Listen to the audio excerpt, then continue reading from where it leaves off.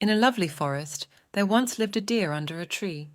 A crow had built nest in that tree. The deer and the crow were the best of friends. They shared each other's joys and sorrows. One day, a fox who was wandering in the forest in search of a prey saw the deer. His mouth started watering. "What a fleshy deer that is," he said to himself. "His flesh must be very tasty. I must think of a plan to trap him." The fox went to the deer and said, "Hello, friend. How are you?" "Who are you?" asked the deer. With a pitiable expression on his face, the fox said, "I am an orphan. I am all alone in this world. I have no friends. Oh, I feel so lonely." Saying this, the fox pretended to cry. "Will you be my friend?" he asked the deer. The deer took the fox to the tree under which he lived. When the crow saw the fox, he asked the deer, "Friend, who is this animal with you?" "This is a fox," said the deer. "He wants to be our friend. Poor fox, he is all alone in the world." The deer was gullible. Feeling sorry for the fox, he said, "All right, I will be your friend." The crow said, "It is not advisable to make friends with someone you come across suddenly. You should not trust strangers." The fox pretended to be angry and said, "When you and the deer met for the first time, weren't you strangers to each other?" Before the crow could say anything, the deer said, "There is no need to argue with one another. The more the merrier. The three of us will enjoy ourselves together and live happily." "All right," said the crow, rather unwillingly. One day, when the crow was away, the fox said to the deer, "Aren't you fed up of eating the same food in this forest every day? Come with me. I will show you a field full of rich harvest." Saying this, the fox took the deer to a field far away from the forest. The deer enjoyed eating the nourishing grains in the field. Now this became a daily routine for the fox and the deer. Every day, they would go to the field together. While the deer fed on the grains, the fox would hide himself behind a tree. After the deer's stomach was full, both would return to the forest. One day, the owner of the field spread a net to trap the deer. When the deer entered the field to eat the grains, his legs got caught in the net. The fox then thought, "I hope the owner of the field comes here soon and kills the deer. I can then feast on his tasty flesh." Meanwhile, the crow was waiting for the deer to return. "Why hasn't the deer come back yet?" he thought.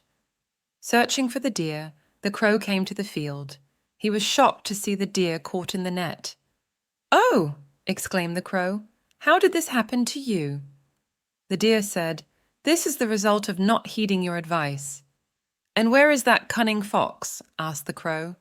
"There," said the deer, pointing to the tree behind which the fox was hiding. "He is hiding himself there and waiting to feast on my flesh." Just then, the crow saw the owner of the field coming there with a stick in his hand. The crow said to the deer, "Friend, lie down on the ground and pretend to be dead.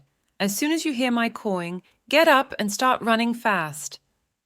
Heeding the crow's advice, the deer lay himself down, pretending to be dead. When the owner of the field saw the lifeless deer, he mumbled, "Oh no, poor animal, it is dead." He then freed the deer from the net and began to fold the net. "Caw, caw." The crow started cawing loudly.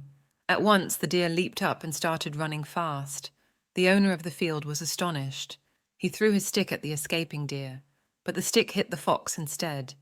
It hit him so hard on the head that he fell down with a thud and died instantly.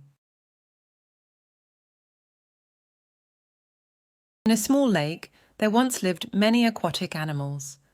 On the banks of this lake, there lived an old crane. Being old and weak, the poor crane had no strength to catch any prey to feed himself. One day, the frustrated old crane stood on the bank of the lake and began to wail. A crab saw the crane crying inconsolably, so he called all the other aquatic animals, and together they went to comfort the crane. "Friend," said the crab softly, "why haven't you eaten anything today? Why are you crying? What ails you?" "You are right, friend," said the crane, still sobbing. "I will fast unto death. I will not even look at fish now." The crab said, "But why do you want to fast?" Looking at the sky, the crane said, "It is not going to rain for 12 years from now. This lake will dry up. And then what will happen to you all? This worries me a lot." Saying this, the crane began to wail again. The fish and the tortoises went a little closer to the crane and said, "Friend, do you know how we can save ourselves from this calamity?" The crane said, "Not very far from here, there is a big lake. It is said that the waters of that lake will never dry up. I will carry you, one by one, in my beak and take you there. You can then live peacefully in that lake." "Then take me first," said an aquatic animal. "No, I'll go first," screamed another. "No, it's my turn first," said yet another. All the aquatic animals surrounded the old crane. There was a hillock near the lake. It was full of rocks, big and small. The crane first took a fish in his beak. When he reached the hillock, he killed it by banging it against a rock and ate it up. He then returned to the lake and told the others about the beautiful big lake. In this way, every day, the crane took a fish in his beak. On reaching the hillock, he would bang it against a rock and eat it. One day, the crab said to the crane, "Friend, you take a fish every day. When will you take me?" The crane thought, "I am tired of eating fish every day, so let me taste this crab today." The crane carried the crab in his beak and started flying towards the hillock. As the crane approached the hillock, he began to fly low. The crab saw bones of fish lying on a rock on the hillock. "Friend," said the crab, "how far is the big lake?"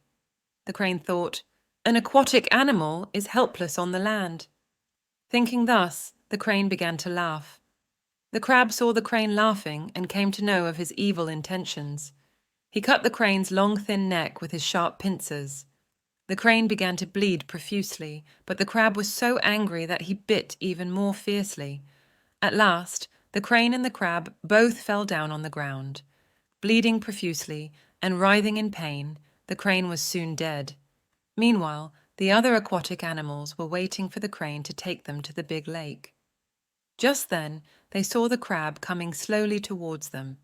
When the crab came close, they said, "Where is the crane? Why have you come back? Didn't you like the new big lake?"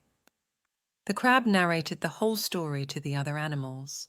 On hearing this story, all the animals decided, "Never trust anyone blindly."